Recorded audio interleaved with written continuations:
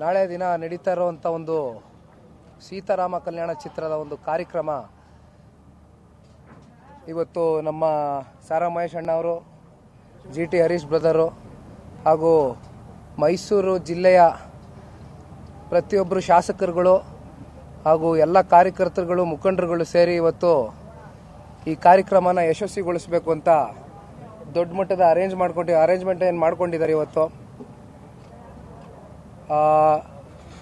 ಬಹುಶಃ 75,000 ಚೇರ್ ಇರ್ಬೋದು, if I am not wrong.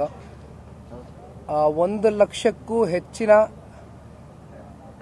ಜನಸಂಖ್ಯೆ ಏನು ನಾಳೆ ಬರಬಹುದು ಅನ್ನೋ ಒಂದು ನಂಬಿಕೆ ಇದೆ.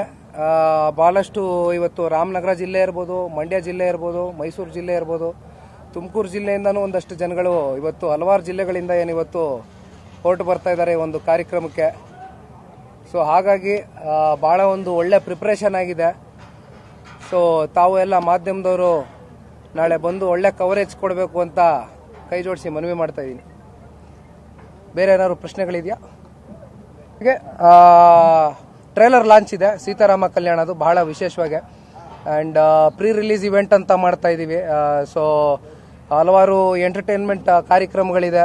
ಬಹಳಷ್ಟು ನಟ ನಟಿಯರು ಬಂದು ಸ್ಟೇಜ್ ಪರ್ಫಾರ್ಮೆನ್ಸ್ ಕೊಡ್ತಾ ಇದ್ದಾರೆ. ಸೊ ಇನ್ನೇನಾದ್ರು ಇದೆಯಾ? ಇನ್ನೇನಾದರೂ ಬಿಟ್ಟಿದ್ದೀನಾ ವಿಷಯಗಳು?